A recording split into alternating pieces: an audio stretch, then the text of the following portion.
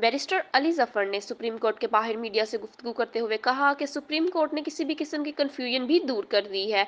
Election किसी किस्म की ताखीर का शिकार नहीं होगा। कल चीफ इलेक्शन कमिश्नर ने सदर से मुलाकात में इंतखाबात की तारीख तय की। सूबाई और नेशनल असम्बली के इंतखाबात एक ही तारीख को होंगे। अदालत ने तमाम सूबों के कंसल्टेंट्स को भी बुला लिया। अली जफर ने कहा कि अगर किसी ने अदालती हुक्म की खिलाफ वर्जी की तो उसे कानूनी कार्रवाई का सामना करना पड़ेगा। अदालत ने कहा, कोई मीडिया अब नहीं कहेगा कि इंतखाबात किसी वजह से ताखीर का शिकार हो गए। सबकी ख्वाहिश थी कि इंतखाबात वक्त पर हों। इंतखाबात वक्त पर होने की कोशिश सिर्फ पीटीआई और बार कौंसिल ने की।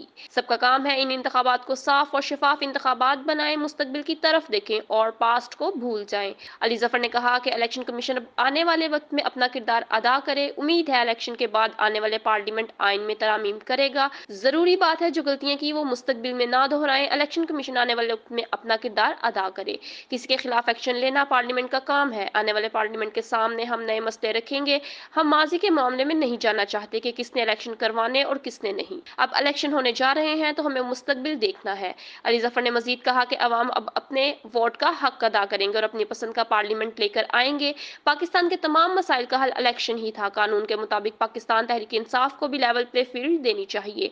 अब मुल्क इंतखाबात की राह पर गामजन है। अगर पाकिस्तान तहरीक इंसाफ को इलेक्शन ना लड़ने देंगे तो अदालत उज़्मा का दरवाजा खटखटाएंगे। दूसरी तरफ अवामी मुस्लिम लीग के सरबराह और साबिक वफाकी वजीर दाखिला शेख रशीद अहमद की रायवेंट तबलीगी इज्तिमा में शिरकत। लोगों ने शेख रशीद के साथ सेल्फियां बनाई। साबिक वजीर दाखिला शेख रशीद ने समाजी राब्ते की वेबसाइट एक्स पर वीडियो शेयर कर दी। याद रहे कि गुज़िश्ता रोज अवामी मुस्लिम लीग के सरबराह और साबिक वफाकी वजीर दाखिला शेख रशीद अहमद ने कहा था कि अल्हम्दुलिल्लाह मेरे दिल के टेस्ट की रिपोर्ट काफी हद तक तसल्ली बख्श है। लाल हवेली खोल दी गई है। इसकी तज़हीन और आइश के बाद 6 नवंबर को इसमें दोबारा शिफ्ट हो जाऊंगा। शेख रशीद ने कहा कि मैं आज रायवेंट तबलीगी इज्तिमा में शिरकत के लिए जा रहा हूँ।